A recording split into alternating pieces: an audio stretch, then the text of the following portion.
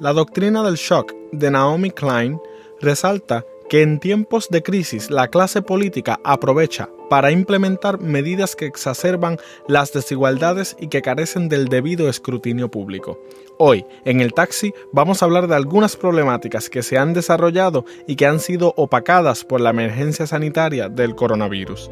Estoy hablando de asuntos como la deforestación en la Amazonía, la violencia de género, los escándalos de corrupción o los asesinatos de líderes sociales. Mientras esperamos que el virus pase, estas problemáticas tendrán repercusiones de gran impacto que no se borrarán cuando desaparezca la COVID-19. Quédate con nosotros, que el taxi acaba de comenzar. ¡Taxi!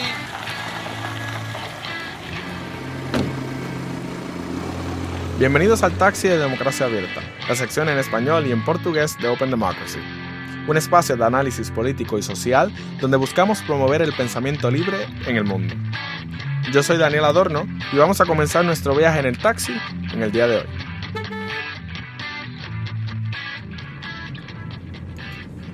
Hemos hablado en los pasados episodios de diferentes temáticas relacionadas con la crisis global del coronavirus y sus diferentes implicaciones ya sea en materias políticas y sociales a nivel internacional. También hemos tocado el tema del manejo de la crisis en México y en Brasil, y en el episodio anterior también estuvimos hablando sobre la desinformación y cómo este es el otro gran virus que ha infectado nuestras sociedades. Pero hoy, en este viaje del taxi, vamos a mirar un poco algunas problemáticas que se han perdido de vista en la inundación de información monográfica que ha representado la pandemia y que representan una amenaza al pluralismo, a la democracia y a nuestra sociedad. Pero antes, quisiera comenzar un poco hablando de la doctrina del shock que mencioné al inicio del programa. ¿Qué es esto de la doctrina del shock? Pues este concepto fue desarrollado por Naomi Klein en el 2007 y establece que en tiempos de shock o de crisis a nivel social, en este caso, pues la pandemia del coronavirus, ¿no? Las élites políticas y en particular sucede mucho en los gobiernos de derecha, aunque no solo con los gobiernos de derecha, claro está. Aprovechan la desorientación generalizada del público y hasta de ellos mismos en ocasiones para proceder con políticas que lo que hacen es profundizar las desigualdades. Y usualmente son políticas que no son muy populares y que ellos procuran que pasen desapercibidas. ¿Por qué deberían pasar desapercibidas? Porque seguramente no están en el mejor interés del público en general, o además puede ser que no estén en el mejor interés de la situación en el momento, quizás no tiene nada que ver con el coronavirus en este caso.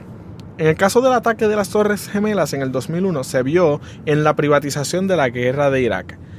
También durante el huracán Katrina y la crisis financiera del 2008, esta doctrina del shock se vio en los rescates a los bancos y se sigue viendo en los esfuerzos para batallar la crisis económica y social que está dejando el llamado capitalismo del coronavirus. Pero, partiendo de esto, vamos a utilizar esta premisa de la desorientación del público para hablar de algunas cosas que han sucedido y están sucediendo mientras el público está distraído y acaparado por la crisis pandémica. Vamos con algunos temas como la continua deforestación en la Amazonía, y no solamente la continua, sino el aceleramiento de la deforestación en la Amazonía, que avanza sin ningún tipo de descanso y es alarmante. La violencia de género que continúa y se acentúa en todo esto de la cuarentena.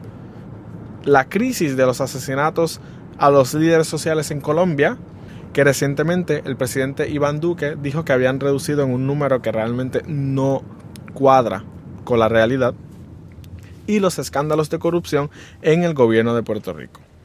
Comencemos con todo esto. En el transcurso de la pandemia y antes, ya Democracia Abierta ha publicado varias piezas editoriales abordando el tema de los líderes sociales que están siendo asesinados sistemáticamente en cifras alarmantes en Colombia. Este escándalo no se ha detenido en medio de la pandemia, sino que sigue presentando una amenaza a la democracia en el país. Según el Instituto de Estudios para el Desarrollo y la Paz, se han asesinado 25 líderes sociales en Colombia desde que comenzó la cuarentena el pasado 25 de marzo. Esta misma organización lleva un conteo de 100 líderes sociales asesinados en el 2020. La violencia que se experimenta en diferentes regiones en Colombia sigue siendo uno de los principales obstáculos en la implementación del acuerdo de paz. Y no se ha detenido durante la pandemia. Es alarmante. Y es una situación que no debe desaparecer del ojo público. Porque aun cuando la pandemia pase, el gobierno tiene que asegurar que esto se detenga cuanto antes. Y parece estar mirando hacia otro lado. Quiero hablar un poco con Juanita Rico, que nos acompañó en el pasado viaje del taxi en el tema de la desinformación, para que nos hable un poco sobre el tema del asesinato de los líderes sociales en Colombia. Hola Juanita, te agradezco mucho que estés otra vez con nosotros, bienvenidos. Háblanos un poco de la problemática de los asesinatos de los líderes sociales en Colombia. Bueno, pues los asesinatos a líderes sociales en Colombia es importante recalcar que vienen desde hace ya varios años, es decir, hace ya por lo menos 4 años. Por supuesto es un tema que está presente siempre en la agenda, yo creo, y que debería estar más presente en la agenda, sobre todo política, pero pues las cifras son aterradoras. Digamos que en los últimos 4 años han asesinado más de 1.000 líderes sociales en el país, que pues es escalofriante. Y está ahorita también como hablándose de eso, porque el 20 de julio, que es el día de la independencia de Colombia, el presidente en su discurso, el presidente Iván Duque, afirmó que los asesinatos a líderes sociales disminuyeron en un 25%, y pues las cifras no dan. Cuando uno se pone a comparar las cifras con los seguimientos que están haciendo centros de pensamiento, a las organizaciones de base, pues no corresponde. ¿Cuál tú crees que debería ser la acción del Estado para que esta crisis disminuya? Pues lo primero sería ponerlo como una prioridad dentro de la agenda, que fue de hecho lo que la misión verificadora de Naciones Unidas le pidió al presidente este año. Segundo, reconocer las cifras, no minimizarlas, como reconocerlas y hacer un seguimiento más disciplinado de esas cifras. Y tercero, también yo creo que darle voz a los líderes y crear algún tipo de estrategia efectiva que empiece a disminuir los asesinatos, porque realmente es muy extraño, no sé si por falta de voluntad política o por incompetencia del Estado para frenarlos, pero pues es muy preocupante que en vez de disminuir, aumenten. ¿Crees que el hecho de que sus vidas corran peligro, las vidas de los líderes sociales, crees que esto desalienta a los activistas en el proceso de adelantar sus causas sociales? Por supuesto. De hecho, cuando uno habla con líderes sociales, ellos están muy comprometidos con sus causas, ya sean indígenas, asociaciones de mujeres, defensores de derechos humanos. Ellos sienten tanto miedo que, por ejemplo, te lo digo, desde el lado como periodista, es muy complicado, por ejemplo, que alguno de ellos te hable sin ser una fuente anónima. Y no es porque ellos no quieran, sino es por el miedo que les da que al ser reconocidos, los amenacen o los asesinen, ¿no? Sí. Entonces, sí, definitivamente eso afecta su labor y los procesos que ellos desarrollan en el territorio. ¿Cómo afecta todo esto a la calidad de la democracia colombiana y la implementación del acuerdo de paz? Es muy importante que estos procesos se desarrollen bien. Claramente estos asesinatos sistematizados no lo permiten. Y por otro lado está el tema del acuerdo, y es pues, por supuesto, si no se asegura la implementación efectiva del acuerdo, pues va a haber muchos territorios donde van a seguir sucediendo estas cosas, porque pues uno de los puntos importantes del acuerdo es ese, es que la fuerza pública, que el Estado implemente ya sean proyectos o pues por medio ya de decisiones políticas, digamos políticas públicas, que aseguren que todas estas personas que viven en territorios que ya fueron muy, muy, muy golpeados por la guerra, estén en paz, ¿no? Puedan vivir tranquilamente. Gracias, Juanita, por acompañarnos en el taxi de Democracia Abierta. Muchas gracias y ojalá pues se sigan hablando de estos temas que son tan importantes.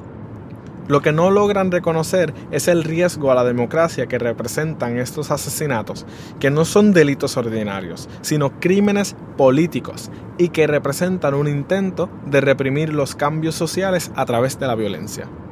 Con pandemia o sin pandemia, esto tiene que acabar, porque la COVID-19 no los va a matar, pero estos líderes, si la situación sigue como va, terminarán muriendo defendiendo los derechos humanos y las transformaciones sociales. Desde que se declaró la pandemia por el coronavirus el pasado 13 de marzo, más de la mitad de la población mundial enfrenta una epidemia igual de mortal, pero silenciosa. Se trata de feminicidios y la violencia de género, un fenómeno que aumenta con el confinamiento que se ha adoptado para evitar la propagación de la COVID-19. Son muchas las personas, en su mayoría mujeres, que han tenido que estar varios meses durante la cuarentena encerradas en sus casas con parejas abusivas. Sus vidas corren peligro y tras el velo de la COVID-19 esto no sale a la luz. Se sabe que los principales casos de violaciones y abusos sexuales corren a cargo de familiares, sea el padre, el tío, el abuelo, hermanos, primos. Incluso niñas y jóvenes han tenido que quedarse en casa con maltratantes y parientes abusadores. Democracia Abierta publicó el pasado editorial sobre este tema y miramos a las cifras del Comité Internacional de Rescate, que muestra un aumento muy dramático en los reportes de violencia de género alrededor de toda Latinoamérica. En países como El Salvador, Colombia, México, Brasil, Honduras, Venezuela y Argentina. Todos han visto aumentos en las denuncias de violencia de género y en llamadas a las líneas directas de los gobiernos. Si bien es cierto que esto es una problemática social muy seria que antecede la pandemia del coronavirus, toda la crisis sanitaria ciertamente ha agravado y creado condiciones óptimas para el desarrollo de estos crímenes, donde el confinamiento que es necesario para evitar el contagio y las prohibiciones de movilidad han obligado a muchas mujeres a quedarse encerradas en sus casas sin escapatoria junto con sus agresores. Aún más, el editorial que hice referencia hace poco destaca la naturaleza de la desigualdad como causa principal de la violencia de género. Y como ya hemos destacado en episodios anteriores del Taxi, si nos ha venido siguiendo la discusión, el coronavirus, también su impacto y su propagación ha sido marcado muy drásticamente por la desigualdad.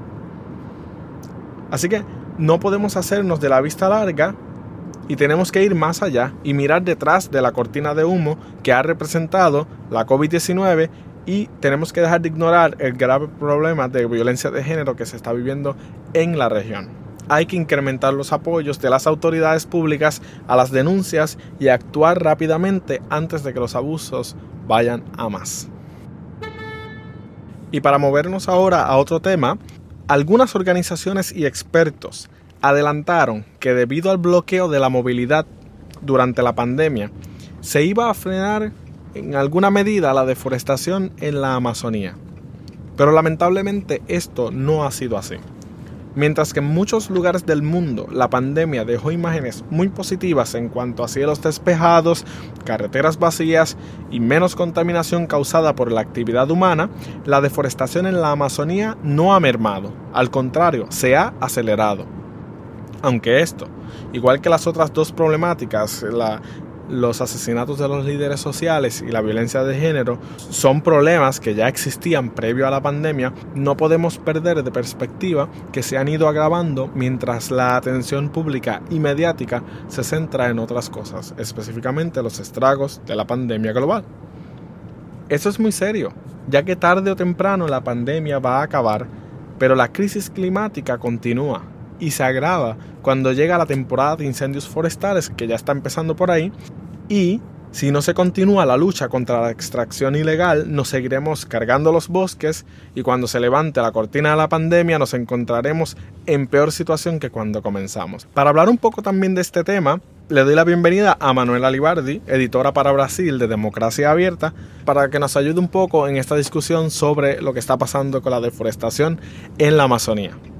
Hola Manuela, hemos estado hablando de la deforestación y cómo está acelerado frente a la crisis del coronavirus, mientras que la pandemia le sirve como cortina de humo para distraer un poco la atención pública.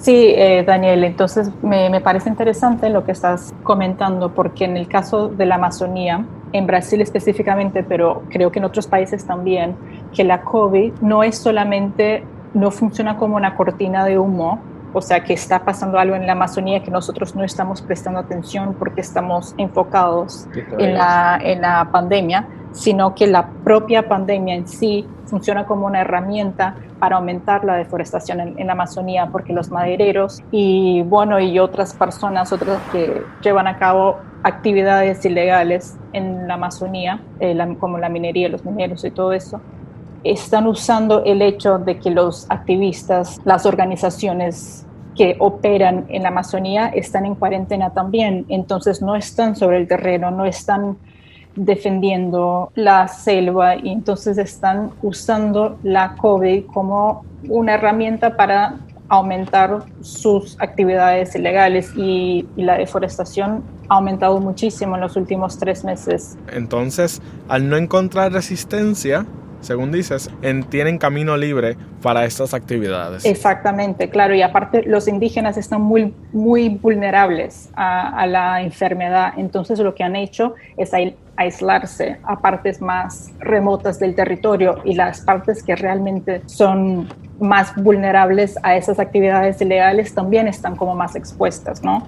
Entonces, estas comunidades están en una situación suma cero, porque se exponen al coronavirus y salen a defender sus territorios, y si no lo hacen, dejan el camino libre a la actividad ilegal que pone en peligro sus territorios de igual forma. Exactamente, y son comunidades que históricamente no tienen un apoyo fuerte del gobierno y ahora muchísimo más con la actual administración que tenemos en Brasil. ¿Qué podemos esperar para esta nueva temporada de incendios forestales en la Amazonía? Ese es otro tema, que como los niveles de deforestación están más altos este año en comparación con el año pasado, este año para el primer semestre del 2020 hubo un aumento de 26% de la deforestación. Y eso es para la época, porque ahora ya empieza la época seca de la región, que es cuando empiezan los incendios, y como la deforestación aumentó en una época que la deforestación por lo general es baja tradicionalmente, y aumentó tanto que ahora se espera que los incendios sean todavía más feos por una cuestión de descontrol en meses que son tradicionalmente de deforestación baja. Bueno, Manuela, gracias por acompañarnos en el taxi de Democracia Abierta. Muchísimas gracias, Daniel. El último elemento que quisiera destacar en el tema de hoy sobre la cortina de humo del coronavirus son la cantidad de medidas que el gobierno de Puerto Rico ha aprobado sin el debido escrutinio público, aprovechando el desconcierto y la sobreinformación de la pandemia. Y cuando los miembros del gobierno son confrontados por la prensa, alegan que han utilizado mecanismos digitales con la excusa de la pandemia y el distanciamiento social. El gobierno ha aprobado medidas que tendrán repercusiones a largo plazo para la sociedad, y todo bajo el velo de la pandemia del coronavirus, entre ellos el nuevo Código Civil, la reforma electoral y un nuevo Código Municipal, todos cambiando la forma y las definiciones de cómo se manejan los asuntos en el día a día en nuestro país. Hace unas semanas se aprobó el nuevo Código Civil en Puerto Rico, un documento que lleva años en revisión y que representa un reflejo del pueblo en este momento histórico, y fue aprobado casi a la cañona, como decimos en Puerto Rico, por coerción, sin el debido escrutinio público. Y cuando le preguntan a los líderes de la legislatura, su excusa siempre es que se pusieron en marcha medidas digitales para evitar la aglomeración de personas y el coronavirus y todo esto. Eso no excusa que no hubo el debido escrutinio público. También se aprobó un nuevo código electoral que cambia las reglas del juego para las próximas elecciones el próximo 3 de noviembre, que según los expertos abre la puerta al fraude y a la corrupción electoral.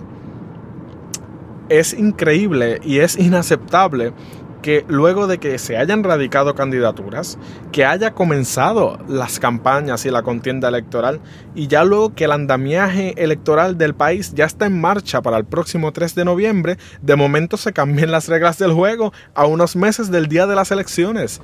Es inaceptable. Es como empieza un partido de baloncesto, y una vez empieza el juego, que ya vamos por la mitad del juego. De momento cambiamos las reglas del juego a conveniencia del equipo que va perdiendo o que va ganando o del partido que está en el poder.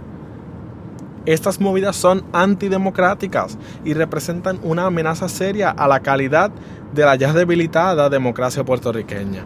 Todo esto se da en un ecosistema de escándalos de corrupción en el gobierno, incluyendo investigaciones por parte del fiscal independiente contra varios funcionarios del gobierno, incluyendo a la gobernadora Wanda Vázquez. En este contexto no se pueden hacer reformas tan trascendentales al sistema democrático puertorriqueño, aprovechando que todo el mundo está pensando en el coronavirus, en la pandemia, en distanciamiento social, en las mascarillas, en cómo protegernos todos. Y de momento el partido en el poder anda cambiando las reglas del juego para las próximas elecciones. Es antidemocrático. En el caso de las investigaciones del panel del fiscal independiente, es el único organismo que está facultado para hacer investigaciones contra funcionarios del gobierno, luego de un escándalo de compras a precios onerosos y exorbitantes y a unos precios increíbles. Ha continuado el desorden en las instituciones del gobierno. Al final el panel determinó que encontraron suficiente justificación para iniciar la investigación en contra de la gobernadora, y por ahí ha continuado la historia. En este proceso, la gobernadora ha tratado de interferir en los procedimientos del panel, trató de nombrar a otro fiscal al panel. Luego el abogado de la gobernadora alegó que uno de los fiscales independientes había participado de actividades político-partidistas, que esto no se puede hacer bajo las reglas del panel. Y aunque el panel le pidió que someta la evidencia, la gobernadora no pudo probar las evidencias y simplemente parecía una movida desesperada para poder ganar las primarias de su partido en las próximas semanas y al final ganar las elecciones en noviembre. Y todo esto sucede bajo la sombra de la pandemia del coronavirus, donde las restricciones de movilidad impiden que se organicen manifestaciones y que los tiempos noveles de la pandemia le dan la excusa a los políticos para tomar medidas inusuales y en ocasiones antidemocráticas. No me sorprendería que en un momento traten de suspender o cambiar las elecciones o moverlas de fecha o hacer algo que va totalmente en contra de los valores democráticos del país. Al final son los mismos políticos los que ponen las normas de distanciamiento social, de usar mascarilla, de prohibir las aglomeraciones, y que al final del día se van a hacer campañas, a hacer las mismas caravanas, a hacer los mismos mítines políticos en donde se aglomera la gente, no se usa mascarilla y se pone en peligro la vida de muchos puertorriqueños por estas politiquerías baratas de siempre. Pero bueno, ¿qué podemos hacer? Para finalizar, la crisis pandémica del coronavirus ha estremecido el mundo entero y su final parece cada vez más lejos. Pero mientras mantenemos la esperanza de que todo esto llegue pronto a su fin y que no tenga que morir más personas a causa del virus, tenemos que mantenernos vigilantes de aquellas cosas que están sucediendo entre bastidores y que pueden transformar negativamente el mundo que tenemos que vivir cuando acabe la pandemia. La crisis económica y social post-coronavirus será de dimensiones inauditas. No tenemos idea de cómo vaya a terminar. Y no puede ser que en la América Latina la enfrentemos con unas democracias debilitadas y con una población desinformada y desconcertada. Como mencioné al inicio del programa, en momentos de crisis o de shock, es cuando las élites políticas aprovechan para poner en marcha agendas que usualmente no tienen respaldo popular y sirven para profundizar las desigualdades y aumentar las fracturas sociales. Tenemos que prestar atención a lo que no se está cubriendo en los medios tradicionales y no permitamos que se erosione la democracia, que sigan creciendo las víctimas de violencia de género, que siga desenfrenadamente la deforestación en la Amazonía, que sigan asesinando líderes sociales que luchan por una sociedad mejor. Y que sepamos que cuando estamos viendo la televisión, viendo las noticias, viendo los medios y hay algo, un tema que está abarrotando los medios, hay muchos temas que no lo están. Y esos temas pueden ser aún más peligrosos. Espero que hayan podido disfrutar este viaje en el taxi sobre las cosas que han quedado escondidas detrás de la cortina de humo de la COVID-19. Puedes encontrar toda la programación de Democracia Abierta en nuestras redes sociales. ¿Te gustaría escuchar un tema particular en el taxi? Escríbenos en los comentarios.